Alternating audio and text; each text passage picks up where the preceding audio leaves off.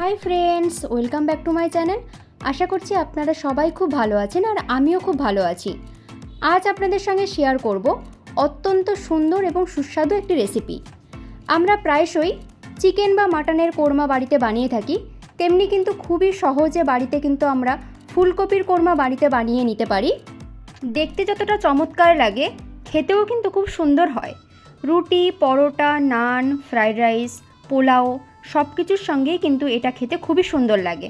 চলুন তাহলে আমরা রেসিপিটা চটপট দেখে নিই। ফুলকপির কোরমা বানানোর জন্য আমি এখানে নিয়ে নিয়েছি একটা মিডিয়াম সাইজের ফুলকপি। ফুলকপিটাকে আমি মিডিয়াম টুকরো করে কেটে নিয়েছি। আর নিয়ে নিয়েছি একটা মিডিয়াম সাইজের পেঁয়াজ, 3টে কাঁচা লঙ্কা, 10-12টা রসুন কোয়া আর 1.5 ইঞ্চি পরিমাণে আদা। আর নিয়েছি একটা নারকেলটাকে আমি এইভাবে কুড়িয়ে নিয়েছি। আর নিয়ে নিয়েছি 3 টিস্পুন টক দই, 10-12টা কাজু, আর বেরেস্তা বানানোর জন্য আমি এখানে নিয়ে নিয়েছি একটা পেঁয়াজটাকে আমি এরকম সরু সরু টুকরো করে কেটে রেখেছি। আর নিচ্ছি 1 টিস্পুন পোস্ত। এবারে আমি নারকেলের দুধটা রেডি করে নেব। তার জন্য আমি কড়াইতে সবার প্রথমে নিয়ে নিয়েছি 2 কাপ পরিমাণে উষ্ণ গরম জল। আর তার মধ্যে দিয়ে দেব আগে থেকে কুড়িয়ে রাখা নারকেল। তারপরে জলের মধ্যে নারকেলটাকে খুব ভালো করে ফুটিয়ে নেব। এই দেখুন, নারকেলটা কিন্তু খুব সুন্দরভাবে ফুটে গেছে। এবারে আমি এটাকে একটা পাত্রের মধ্যে নামিয়ে খুব ভালো করে ঠান্ডা হওয়া পর্যন্ত অপেক্ষা করব। তারপর ঠান্ডা হয়ে গেলে এই নারকেলটাকে একটি ছাঁকনির সাহায্যে ছেঁকে আমি এর থেকে নারকেলের দুধটাকে বের করে রেডি করে নেব। এই দেখুন, নারকেলের দুধটা আমি একদম রেডি করে নিয়েছি। এবারে আমি চলে যাব নেক্সট স্টেপে। এবারে আমি ফুলকপিগুলোকে ভাপিয়ে নেব। তার জন্য আমি কড়াইতে নিয়ে নিয়েছি পরিমাণ মতন উষ্ণ গরম জল। আর তার মধ্যে দিয়ে দিচ্ছি 1 টিস্পুন লবণ। তারপরে আগে থেকে মিডিয়াম সাইজের টুকরো করে কেটে রাখা ফুলকপির টুকরোগুলোকে আমি জলের মধ্যে দিয়ে দেব। দিয়ে 2 থেকে 3 মিনিট আমি ফুলকপিগুলোকে একটু সামান্য ভাপিয়ে নেব। খুব বেশি কিন্তু আমি সেদ্ধ করব না, একদমই সামান্য একটু ভাপিয়ে নেব। কারণ ফুলকপির মধ্যে পোকামাকড় থাকে, আর ফুলকপি খেলে অনেকেরই হজমের একটু প্রবলেম হয়। তাই আমি ফুলকপিগুলোকে সামান্য একটু ভাপিয়ে নেব। একদমই কিন্তু আমি ফুলকপিটাকে সেদ্ধ করব না। ফুলকপিটা আমার সেদ্ধ হয়ে গেছে। এবারে আমি এটিকে একটি পাত্রে নামিয়ে নিচ্ছি। এখন আমি মশলাটাকে রেডি করব। তার জন্য আমি একটা মিক্সিং জার নিয়ে নিলাম। আর এর মধ্যে আমি দিয়ে দিচ্ছি 10-12টা কাজু আর 1 টিস্পুন পোস্ত। তারপরে আমি এটিকে একটু শুকনো খোলায় একটুখানি গুঁড়ো করে নেব। আমি কিন্তু প্রথমেই জল অ্যাড করব না। এইভাবে যদি প্রথমে একটুখানি ঘুরিয়ে নেওয়া হয়, তারপরে আবার একটু জল অ্যাড করে আবার একটুখানি ঘুরিয়ে নেওয়া হয়, তাহলে কিন্তু পোস্ত খুব সুন্দরভাবে পেস্ট হয়। এই দেখুন, পোস্তটা কিন্তু খুব সুন্দরভাবে পেস্ট হয়ে গেছে। এবারে আমি সেকেন্ড মশলাটাকেও রেডি করে নেব। তার জন্য আমি সবার প্রথমে দিয়ে দিচ্ছি একটা পেঁয়াজ, দিয়ে দিচ্ছি 1.5 ইঞ্চি পরিমাণে আদার টুকরো, দিচ্ছি 10-12টা রসুন আর 3টে কাঁচা লঙ্কা। তারপর আমি এর মধ্যে দিচ্ছি 1 টিস্পুন ধনে আর 1 টিস্পুন জিরে। তারপর সামান্য একটুখানি জল অ্যাড করে এটার একটা স্মুথ পেস্ট আমি তৈরি করে নেব। এই দেখুন, একদম স্মুথ একটা পেস্ট কিন্তু আমি তৈরি করে নিয়েছি। এবারে আমি রান্নাটাকে শুরু করব। তার জন্য একটা কড়াই আমি খুব ভালো মতন করে গরম করে নিয়ে তাতে আমি সবার প্রথমে দিয়ে দিচ্ছি 3 টিস্পুন পরিমাণে সাদা তেল। আর দিচ্ছি 1 টিস্পুন ঘি। তারপরে তেল আর ঘিটাকে আমি ভালো করে গরম করে নেব।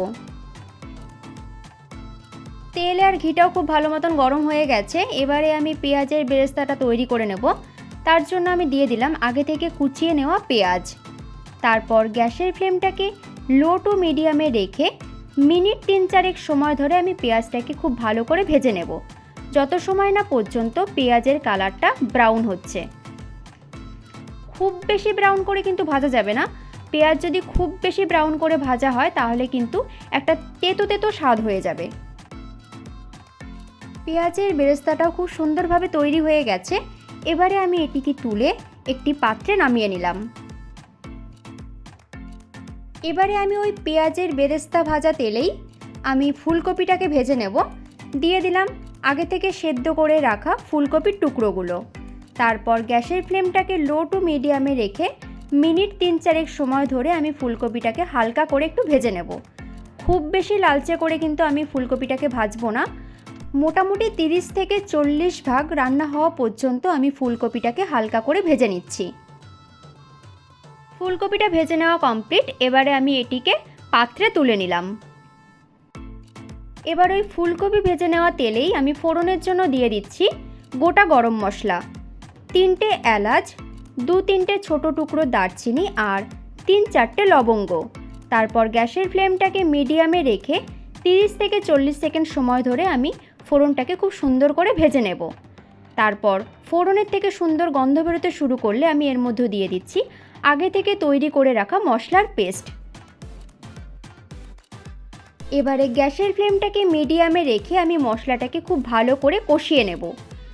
রান্না সুন্দর হওয়ার একটা কারণ কিন্তু মশলা সুন্দরভাবে কষানো। যত ধীরে ধীরে মশলা ভালো করে কষিয়ে রান্না হয় তত কিন্তু রান্নার টেস্টটা খুব ভালো আসে। মশলা কষানোর সময় আমি এর মধ্যে দিয়ে দিচ্ছি 1/2 টিস্পুন পরিমাণে চিনি, দিচ্ছি 1 টিস্পুন পরিমাণে কাশ্মীরি রেড চিলি পাউডার আর 1 টিস্পুন পরিমাণে লবণ। তারপরে আবারও আমি গ্যাসের ফ্লেমটাকে মিডিয়ামে রেখে মিনিট 2 সময় ধরে আবারও ভালো করে কষিয়ে নেব। মশলাটা আমার বেশ ভালোভাবেই কষানো হয়ে গেছে। দেখুন মশলাটার থেকে একটা তেলও ছেড়ে দিয়েছে। এবারে আমি এর মধ্যে দিয়ে দিচ্ছি আগে থেকে পেস্ট করে রাখা কাজু আর পোস্ত। তারপর আবারও আমি মশলার সঙ্গে সব কিছুকে খুব ভালো করে মিশিয়ে নিচ্ছি। এবারে আমি গ্যাসের ফ্লেমটাকে মিডিয়ামে রেখে অনবরত নাড়তে থাকছি যাতে কাজুটা কড়াইয়ের নিচে লেগে না যায়। খুব ভালো করে মশলাটাকে কষিয়ে নিয়েছি। এবারে আমি এর মধ্যে দিয়ে দিচ্ছি আগে থেকে ফেটিয়ে রাখা 3 টেবিল স্পুন টক দই। তারপর সব কিছুর সঙ্গে আবারও আমি টক দইটাকে ভালো করে মিশিয়ে নেব। দইটা দিয়ে কিন্তু আমি গ্যাসের ফ্লেমটাকে একদম লোতে করে দিয়ে খুব ভালো করে নেড়েচেড়ে কষাতে থাকবো প্রায় 4 থেকে 5 মিনিট, যত সময় না পর্যন্ত মশলাটার থেকে তেল রিলিজ হচ্ছে।